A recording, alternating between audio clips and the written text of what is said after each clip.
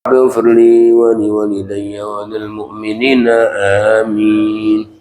Buka halaman 6 ya.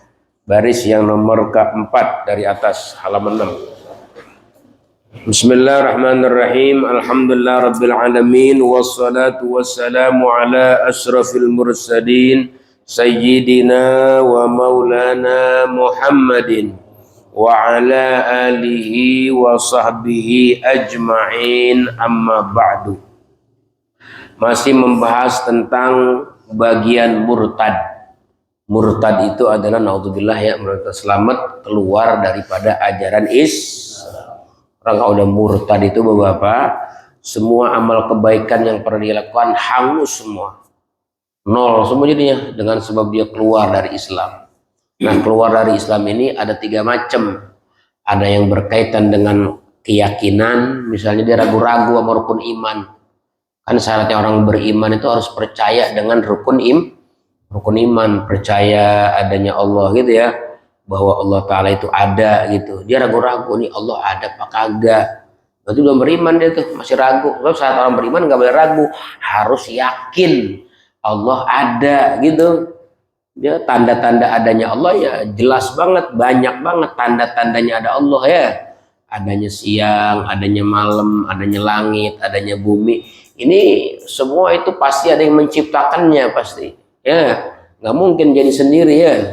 Semua pasti ada yang menciptakannya. Siapakah yang menciptakannya? Allah. Nah, gitu ya. Berarti Allah ada. Cuman termasuk ya, Allah ini termasuk zat yang goib, yang kagak bisa kelihatan sama mata. Jadi kita harus percaya aja. Yu'minuna bil ghaib. Percaya sama yang goib. Termasuk Allah, nggak kelihatan sama mata ya. Termasuk lagi malaikat ya. Kita percaya malaikat, percaya kagak kelihatan sama mata. Banyak. Termasuk pahala, seksa ya enggak, termasuk yang gaib-gaib itu ya. Alam kubur besok katanya ada nikmat kubur, ada seksa kubur ya enggak. Malaikat nanya di dalam kubur padahal tempatnya sempit begitu, tetap kita harus percaya. Kenapa? Karena itu wilayah perkara yang gaib. Kalau kita sudah berkonsekuensi, berkeyakinan terhadap kalimat asyhadu an la ilaha illallah wa asyhadu anna muhammadar rasulullah, maka kita konsekuensinya, tuntutannya harus percaya kepada barang yang gaib. Termasuk di situ yang gaib adalah Allah ya, termasuk hari kiamat, termasuk sorga, termasuk neraka. Itu semua gaib semua tuh. Karena adanya nanti setelah alam dunia ini hancur, setelah yaumul akhir, setelah kiamat terjadi, hancurnya alam semesta yang sekarang kita lihat ini hilang pak, lenyap.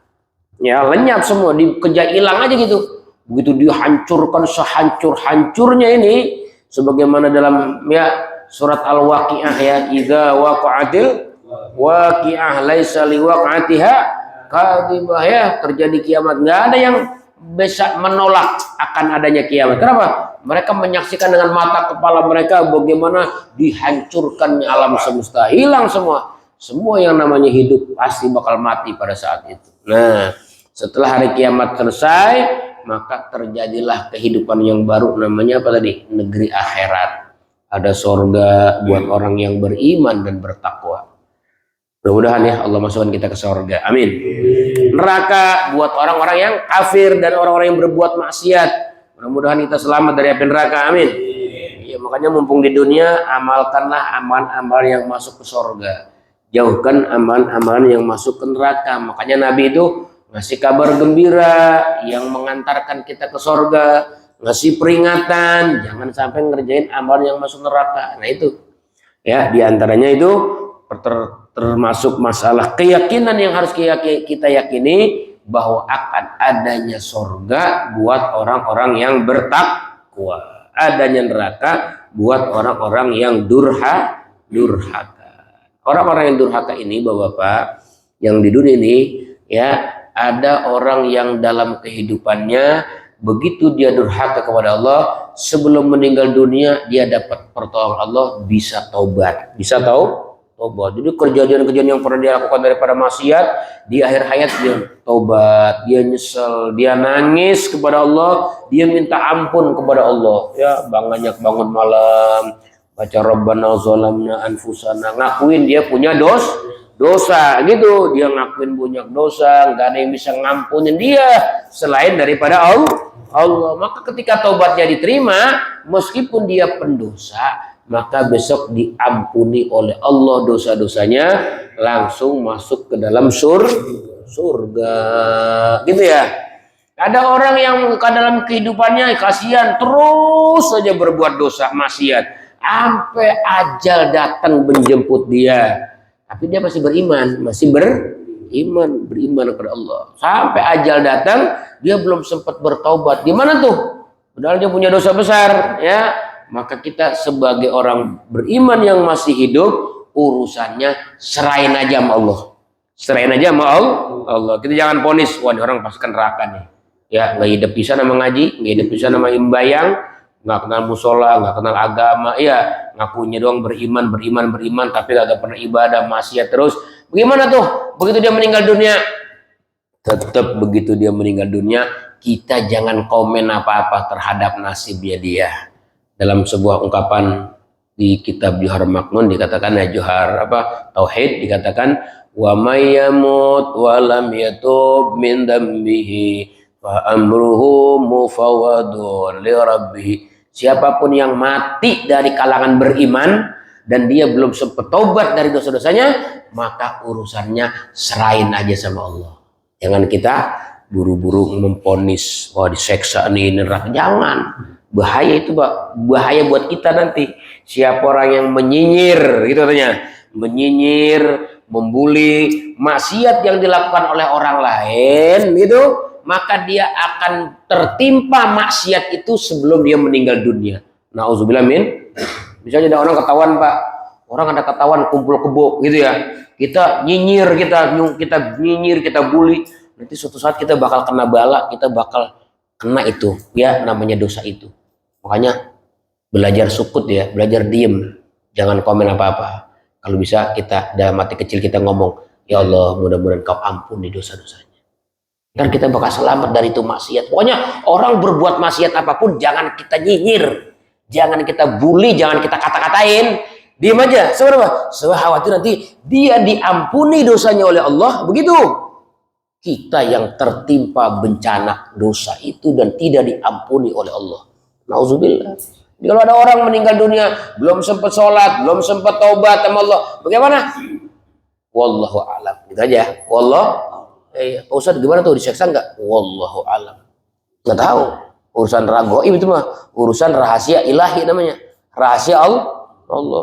Bagaimana bang, diseksa nggak? Ya pasti itu mah orang bayang kagak, ngaji kagak, dibebek pasti di kuburan. Oke ya jangan. Jauh udah mastiin kita, jangan. Kenapa? Karena orang beriman, meskipun dia berdosa dan belum sempat taubat kepada Allah, dia masih dalam dua kemungkinan. Dua kemungkinan mana? Yaghfiru liman yasha wa yu'adzibu may.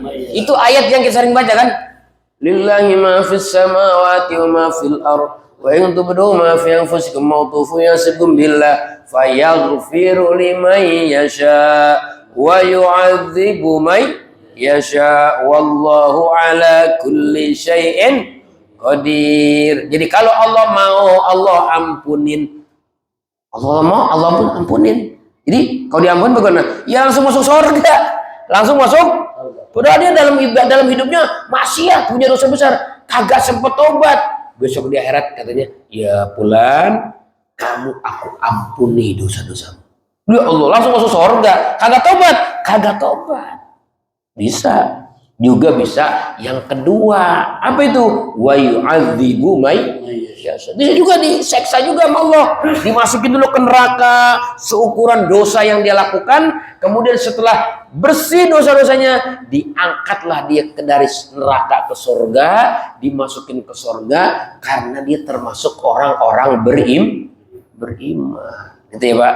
Jadi ada manusia itu ada 4 Pak klasifikasinya Pak. Ada pertama orang yang hidupnya nggak ada dosanya sama sekali, nggak pernah bikin dosa, takut banget sama Allah pokoknya, takut banget sama Allah, nggak pernah bikin dosa. Itu biasanya kalangan nabi-nabi ya dan rasul-rasul. Mereka yang hidupnya sama sekali nggak pernah menyentuh perbuatan dosa. Nah bagi mereka langsung ke surga, Bahkan para aulia juga banyak. para wali-wali yang waktu hidupnya dari masih kecil sampai dewasa, sampai tua renta, sampai meninggal dunia nggak pernah ngelakuin yang namanya dosa. Itu kalau kita baca kitab, ada namanya kitab Risalatul Qusyairiyah, itu Imam Qusyairi ya mengarang mengarang kitab daftar wali. Jadi wali itu terbagi dua, ada wali yang punya sejarah kelam. Tadinya kelam itu sejarah tukang mabok gitu ya, tukang judi, tukang ngerampok, macam-macam tuh. Tapi pas kemari-kemari dia sadar tobat, jadi ahli ibadah, dia jadi wali. Cuma ngalamin juga dunia yang gelap gulita. Ya, ada wali itu. Bahkan tuh daftar wali-wali itu ditulis di nomor pertama. Jadi di nomor pertama dulu gitu. Ntar wali-wali yang kloter kedua nih, yang gelombang kedua itu wali-wali yang dari lahir sampai meninggal nggak pernah ngerjain dosa. Jadi wali juga ada dua. Artinya apa? Kita jangan putus asa. Gue mau orang bisa kali jadi wali, orang dari kecil gue mau dosa mulu. Kagak. Kalau kita mau tobat beneran, Allah bilang innallaha yuhibbut tawwabin.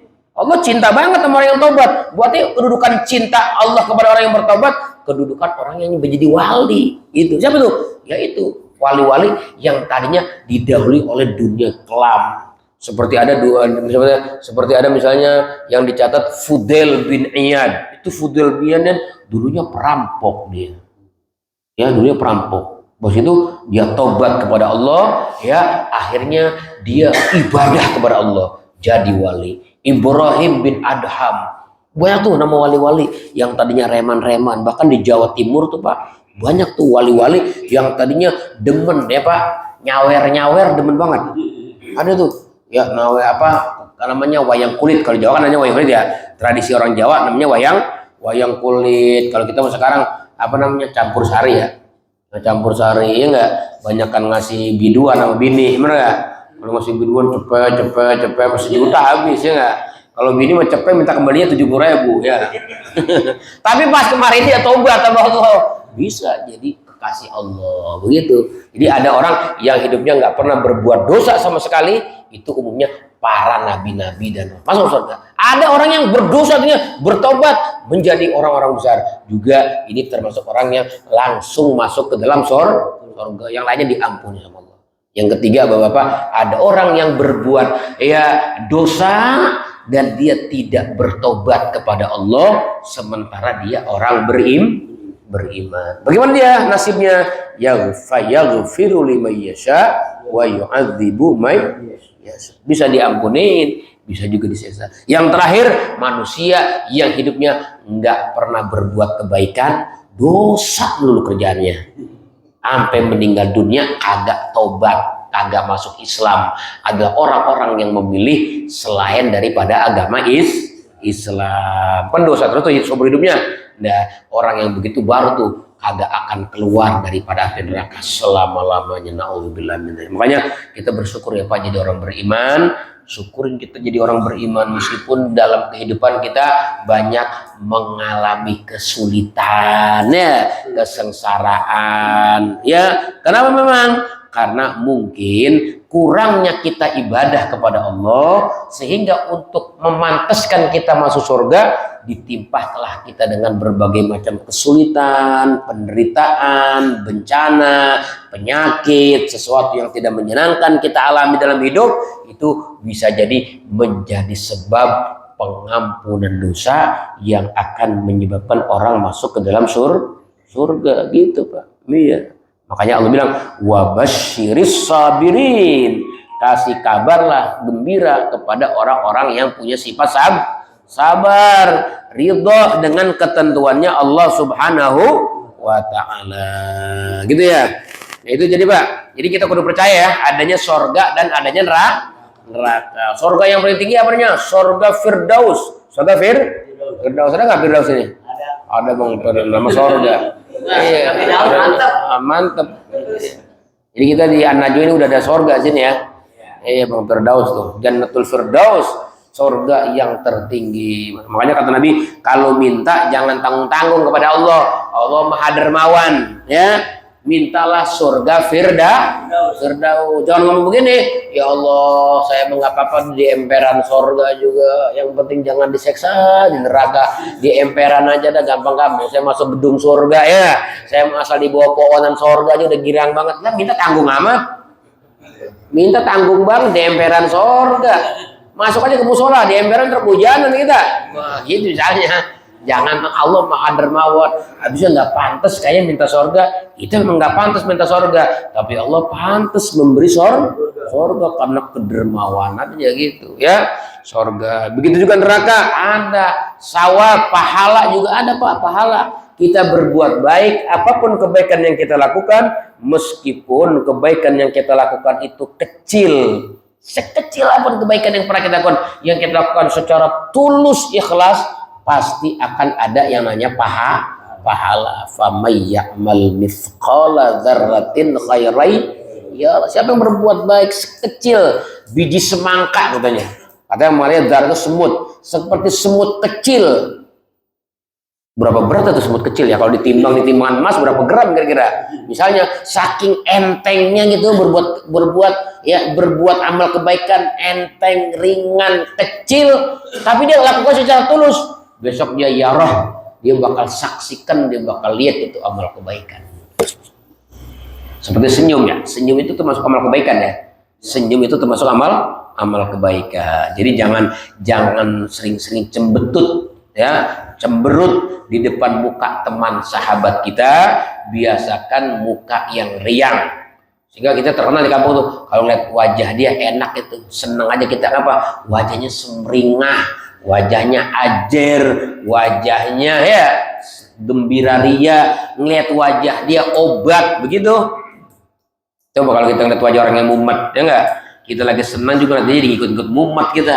Gua kalau ngeliat wajah dia ngapa aja bawaannya mumet aja pikiran lu. Kenapa? Wajahnya kagak ada senyum-senyumnya, nggak ada cemberut-cemberutnya.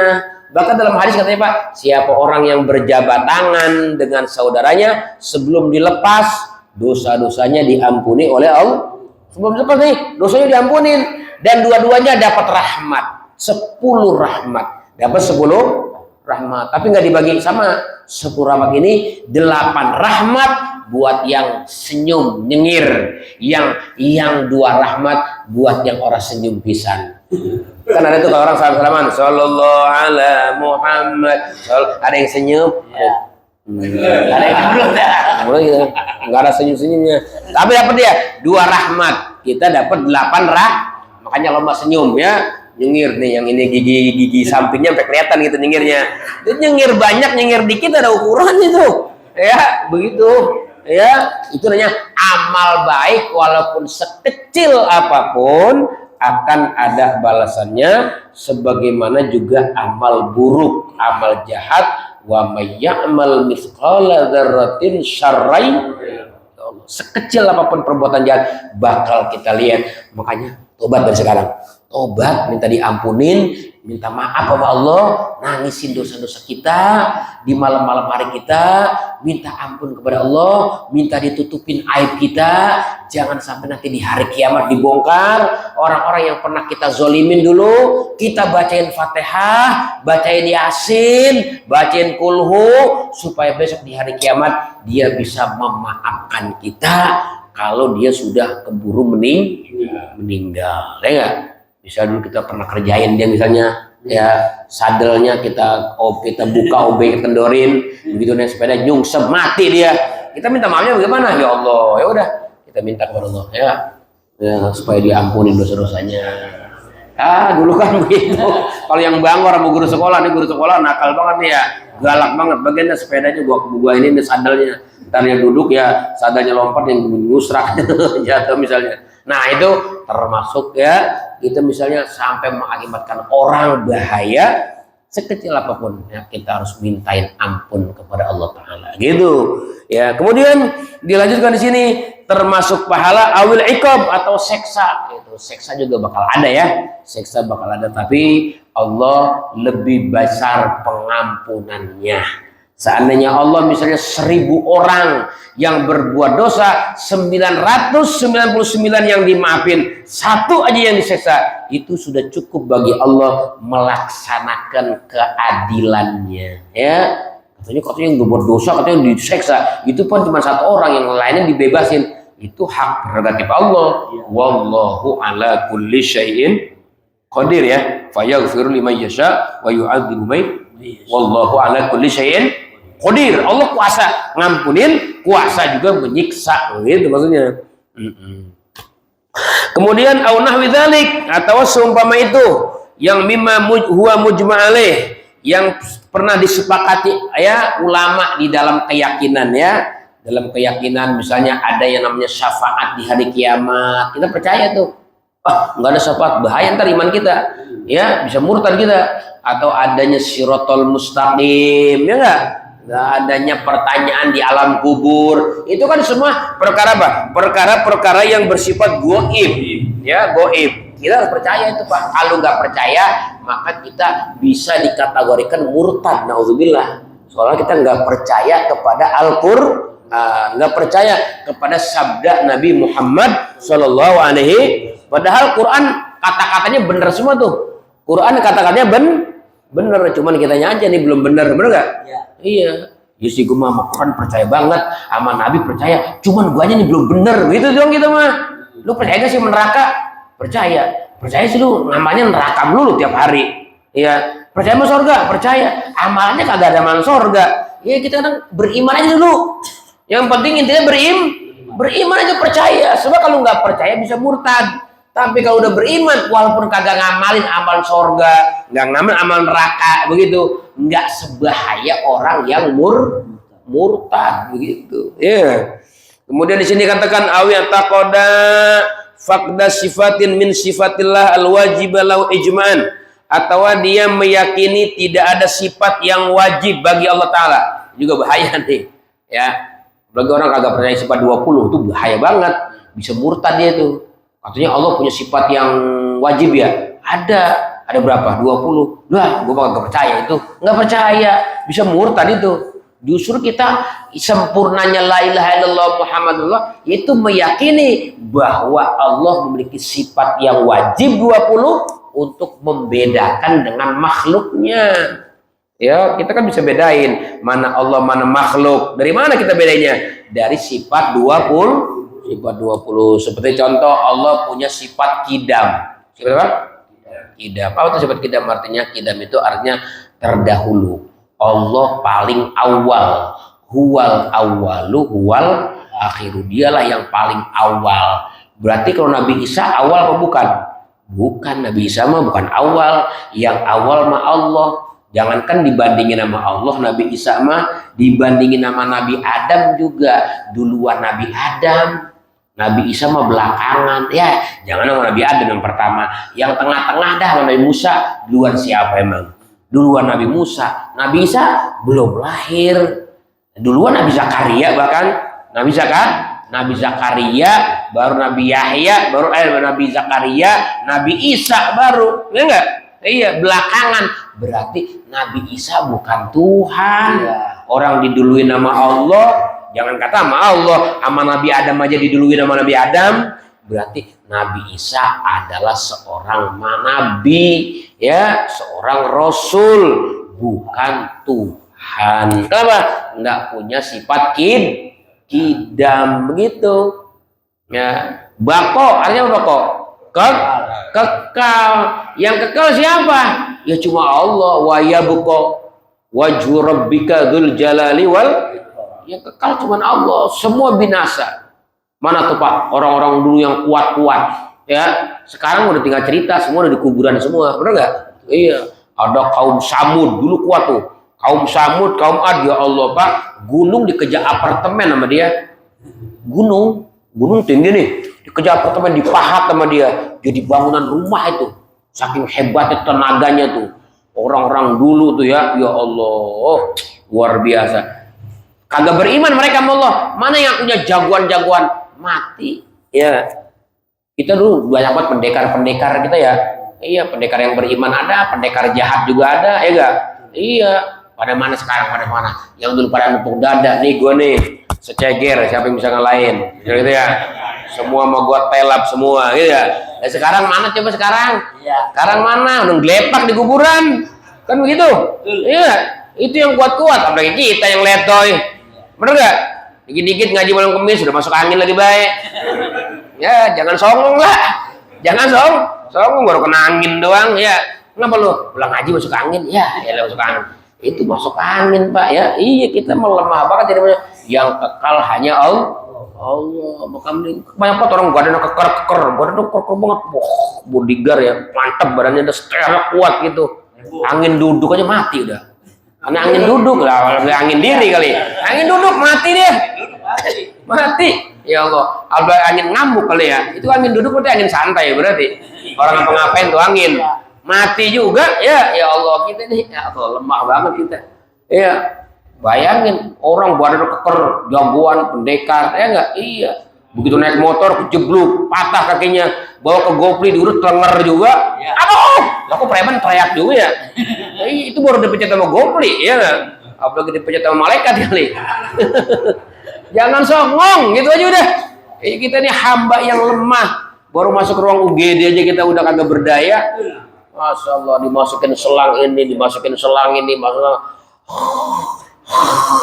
tuh reman yang tadinya ya galak banget sekarang lagi ngorok dong, ada berdaya apa? Kita jitak juga orang lawan itu mah. Gitu kan? Itu Allah yang kekal, Allah yang gagah perkasa. Makanya di antara keyakinan kita Allah wajib bersifat 20 tuh ya, sifat yang wajib Allah yang kudrat ya enggak? Irodat, ilmu, hayat, sama, basor, kalam, ya Allah. Allah kudrat. Ini Pak, ngajari kita ini hamba. Kalau kita hamba nih, nggak boleh sombong lah. Kenapa? Kita nggak punya apa-apa, kudrat. Ya Allah, baru serangan jantung aja langsung hilang napas kita ya. Tentang nyawa kita, enggak? Iya, semua kekayaan kita nggak ada manfaatnya Pak. Udah kena serangan jantung, bener nggak? Udah mati dia. Nggak ada gunanya udah tuh kan gitu ya. Itulah sifat-sifat hamba kita kudu tanamkan di hati kita, apalagi kepada Allah. Jangan sombong. Kalau kata Allah sholat, sujud, nangis. Pokoknya apa yang diperintah Allah laksanakan. Kenapa? Memang saya ini hamba Allah. Bagaimana kata tuannya? Kalau kata tuan ya ayyuhalladzina amanu kutiba alaikumusiyam, puasa, kalau nggak puasa, entahnya jadinya kayak sombong. Tuhan udah manggilnya sopan, kan Tuhan manggil sopan makanya. Ya alladzina amanu, hei orang beriman. Ya Allah, padahal kita berdosa, tapi dipanggilnya masih ya alladzina. Coba kita bilang, ya ayyuhal kampret, kutiba alaikumusiyam. Kan kita puasa, kutiba kampret, berpuasa, kan itu ya. Iya, kagak sopan amat Tuhan, mentang-mentang amat gitu. Gua nggak puasa, kagak. Walaupun kita memang beneran kampret, bangsat gitu. Tapi Allah panggil ketika puasa, ya alladzina amanu.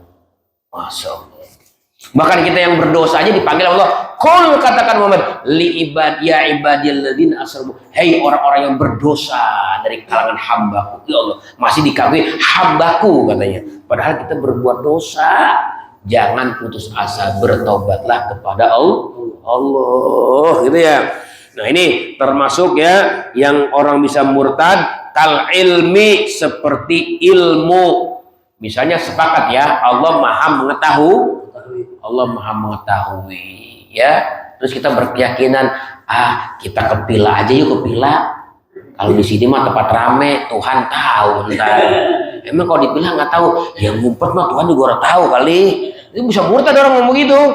Makanya siapa orang yang berbuat maksiat di tempat yang tersembunyi, ya, dia maksiat nih di tempat tersembunyi, dia punya keyakinan Tuhan tahu. Tuhan tahu, Tuhan ngelihat, tapi dia masih melakukan maksiat, maka dia sama juga ngejek Tuhan, Pak. Kita kan ngejek Tuhan, ngejek RT di kampret kita. Ngejek RT di kampret, tapi ngejek Tuhan, ya Allah. Naudzubillah ya. Apabila seorang berbuat maksiat di tempat yang tersembunyi dan dia meyakini Allah lihat, Allah tahu, maka dia sama juga ngejek Tuhan. Kok berani banget depan Tuhan maksiat, ngejek. Kan bahasa maksiat tuh begitu. Tuhan, saya maksiat nih, cepetan seksa saya kalau beneran mah begitu. Tapi siapa orang yang berbuat maksiat, dia yakin Tuhan kagak tahu, Tuhan kagak ngeliat, maka dia murtad. Dia murtad. Ketika dia misalnya nakal, bangor sama perempuan, dipila, di puncak, dia ngumpet-ngumpet, atau di hotel misalnya dia ngumpet-ngumpet ya, kata perempuannya, bang, ntar Tuhan tahu, di sini mah orang tahu, gitu ya, orang tahu, Tuhan orang lihat, orang aman di sini mah Tuhan orang lihat, murtad kalau itu keyakinan dia, ya, gitu, naudzubillah. Makanya di situ jangan kita punya keyakinan Tuhan kagak tahu, Tuhan mah tahu Pak, walaupun kita ngumpet-ngumpet nih. Ibadah di tempat yang tersembunyi sekalipun kita ngumpetin nih, orang gak ada yang tahu ibadah kita, Allah tahu. Bahkan itu pernah ya kejadian, saya ceritain zaman Nabi Sulaiman ya, ada seorang anak muda yang ibadah di dalam kerang, dasar laut. Ya Allah, udahnya di dasar laut, dalam kerang lagi. Jadi orang-orang yang suka nyelam tuh di laut orang tahu. Kalau di situ dalam kerang ada orang lagi sembahyang, lagi zikir, lagi sujud sama Allah, begitu. Kenapa? Karena dulu dia hidup di zaman Nabi Musa. Jadi dari zaman Nabi Musa ke zaman Nabi Sulaiman itu kan beberapa tahun tuh, masanya lama, lampaunya lama gitu ya. Akhirnya ya, begitu ibunya di akhir hayat mau meninggal dunia, ibunya minta, ya Allah, saya punya anak ini soleh banget. Dia udah berkhidmat sama saya, ngelayanin saya, makannya, ngurusin saya, sampai saya menjelang meninggal masih perhatian, gak jenuh, gak bosan. Ya Allah, nanti kalau saya udah meninggal dunia, dia gak punya siapa-siapa, ya Allah, tolong tempatin dia di tempat yang kagak ngerepotin orang, katanya. Di tempat yang kagak ngerepotin orang. Akhirnya begitu ibunya meninggal, dikuburkan ibunya. Akhirnya dia begitu udah sebatang kara, nggak punya ibu, nggak punya istri, nggak punya siapa-siapa, dia ke pinggir pantai, ke laut gitu, kayak kita mah ke Cilegon gitu ya, atau ke Pantai Anyer gitu. Tiba-tiba ngelihat apa tuh, kerang, kerang pinggir itu. Kayak apa tuh? Mungkin kayak itu ya, kalau di hotel tempat mandi yang sambil tidur, beta apa namanya? Beta apa ya? Yang kalau orang tidur bisa rebahan, ada ya. Kalau kita kan kobakan, kan kalau di hotel mah kita orang ngomong kobakan bisa ditawain sama pengurus hotel. Ini kobakan apa? Ya dia masuk situ ke kerang itu. Begitu dia masuk, nutup, laut langsung pasang, ngangkut dia ke dalam. Karena berat tuh kerang ya, ada tenggelam di dasar laut. Masya Allah, dia ibadah di situ itu ratusan tahun. Sampai-sampai Nabi Musa itu ketika hidupnya diketawain sama Allah, Musa, ada seorang hambaku yang hidup di zaman Nabi Sulaiman, ibadahnya udah ratusan tahun, tapi dia hidup. Di mana? Kamu datang aja ke pantai, ntar aku tunjukin. Bener. Begitu Nabi Musa lagi ke pantai, lihat kerang gede terbuka, ada anak muda lagi sujud ibadah. Selesai sembahyang kaget ya, lah saya ada di sini nih, siapa kamu? Kata gitu. Saya Nabi Musa, katanya. Oh, Nabi Musa, saya ini umat Nabi Sulaiman. Wah, ratusan tahun kamu udah berapa tahun? Ratusan tahun di sini, Masya Allah. Jadi kamu gimana ceritanya? Diceritain begitu. Saya didoain sama ibu saya biar ditempatin di tempat yang kagak nyusahin, merepotin orang. Bagaimana sekarang kamu mau ikut saya apa mau? Enggak, saya mau di dalam kerang aja. Tutupin lagi saya, ditutupin lagi sama Nabi Musa, tutup, dibawa lagi ke laut. Tenggelam lagi, sampai sekarang masih hidup kan itu ya. Tahu laut mana kalau kita cari di Cilegon sama di Anyer, wallahu alam itu ya. Lagi ngapain nyari-nyari kayak begitu, urusin deh kita sembahyang bener ya nggak. Kadang-kadang kita nyari kagak penting sih ya. Ziarah bukan niat pengen dapat pengampunan Allah, ziarah nyari batu. Ada orang nyari batu kan, iya, ke ziarah yuk mana, sono kok Gunung Garut banyak batunya, kalau sono ke ziarah tahu ting di keluar batu ya. Recehan amat sih ziarah nyari batu ya. Kita kalau ziarah niatnya cari pengampunan Allah lewat wali-wali. Boleh juga cari ya kesuksesan, kemudahan urusan dunia lewat tawasul kepada para wali-wali, begitu maksudnya ya.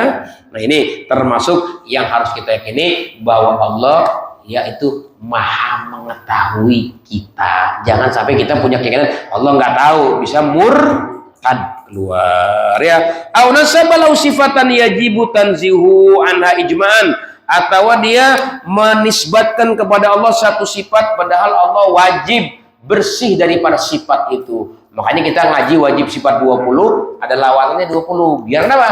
Biar kita kagak meyakini sifat yang bersih sama Allah, ternyata kita kasih sifat. Seperti misalnya Allah punya tangan, naudzubillah ya, punya kaki kayak kita. Allah gimana sih Allah? Ya Allah mah laisa kamitslihi, nggak bisa digambarin sama otak kita, sama pikiran kita nggak bisa. Kali Allah kayak kita gitu, ada palanya, ada badannya. Ya itu mah namanya bukan Allah, manusia itu mah. Begitu. Jadi kalau orang begini, Allah tuh sama kayak kita, ada kepalanya, matanya, kupingnya, tangannya.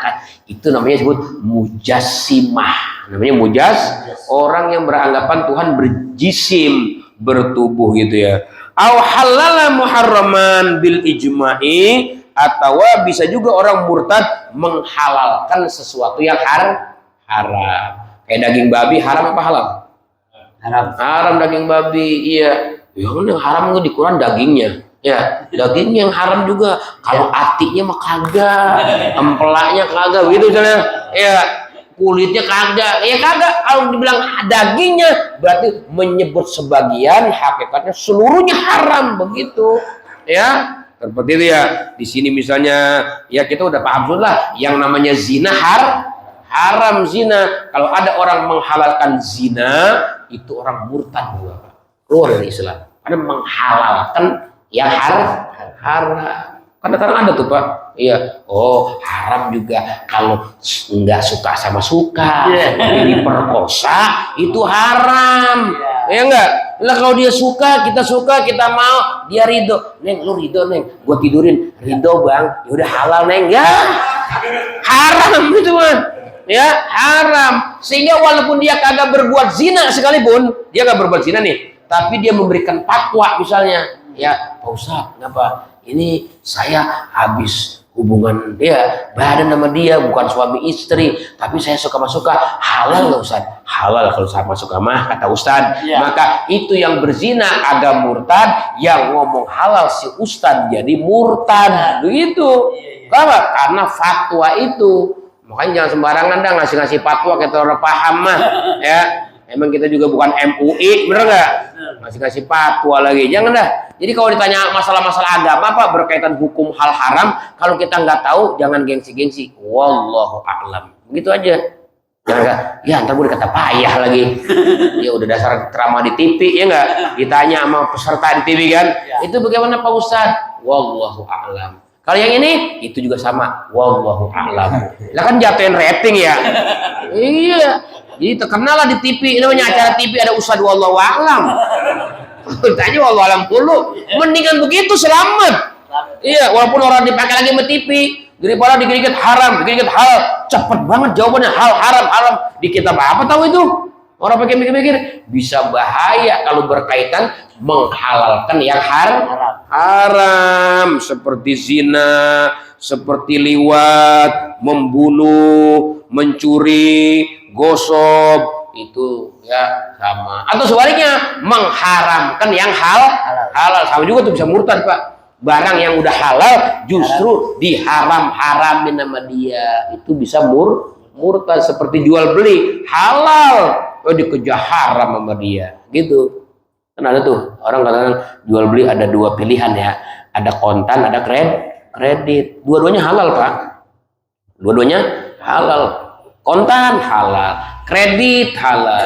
Baju berapa nih Pak harganya? Ini baju kalau Bapak kontan cepet, tapi kalau kredit pego. Boleh, kan pilihan. Ya. Orang punya duit kadang-kadang kan nggak bisa pego. Ya semuanya digocap. Udah kredit dah pego. Ya, iya seminggu hatam, misal begitu kan? Iya boleh. Jangan diharam-haramin, bahaya. Mengharamkan sesuatu yang halal itu bisa murtad juga tuh. Naudzubillah min dzalik ya.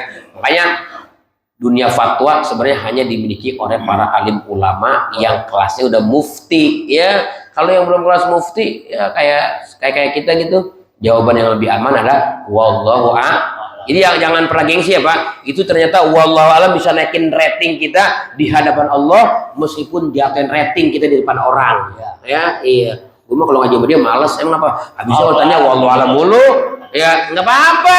Tapi di hadapan Allah kita naik rating kita nih, orang tawadu nih. Emang kalau nggak tahu ya jawab nggak tahu, begitu. Imam Malik ditanya 80 masalah, ditanya dijawab dia 10 masalah. 70 masalah dia bilang wallahu a'lam. Itu sekelas Imam Malik, ya, Imam Mujtahid. Apalagi kita yang orang biasa. Jadi bapak kalau dengar ustaz ngomongnya wallahu a'lam lu jangan direndahin. Itu berarti orang cakep itu, punya tawaduk namanya. Itu ustaz gue masya Allah dikit itu wallahu a'lam ya. Dikit-dikit wallahu bener-bener tawaduk begitu.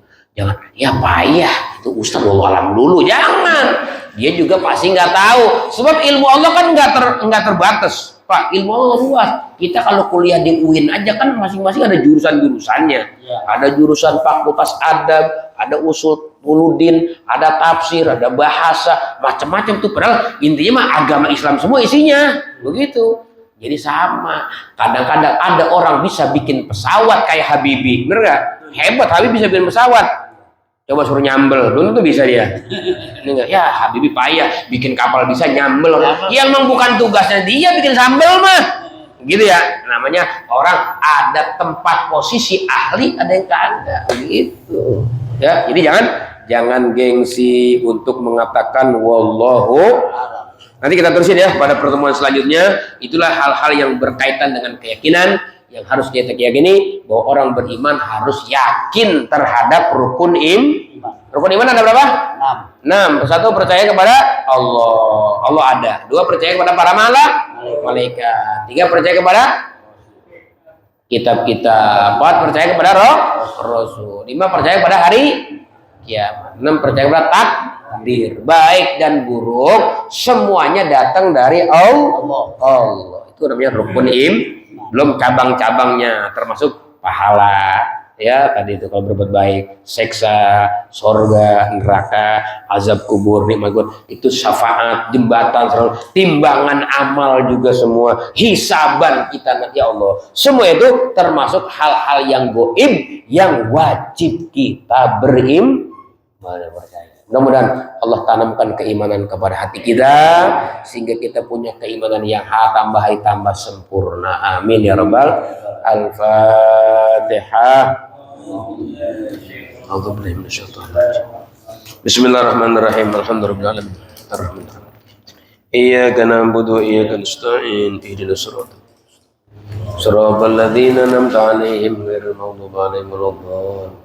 Ya Rabbana ta'arafna bi annana ta'arafna wa annana asrafna ala ladha ashrafna fatub alaina tauba taghsil kulli hauba wastur lana al-awradi wa aminir rawadi waghfir li walidina rabbi wa mauludina wal ali wal ikhwani wa sairil khillani wa kulli dhi mahabba aw jiratin aw suhba wal muslimina ajma amin rabbi yasma fadla wajudan manna la biktisabi minna bil mustafa suli narda bi kulli suli salla wa sallam rabbi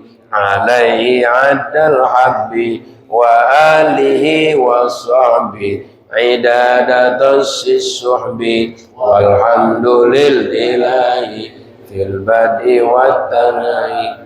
Sallallahu alaihi wasallam Muhammadin wa alihi wasallam. Walhamdulillahirabbil alamin. Assalamualaikum warahmatullahi wabarakatuh.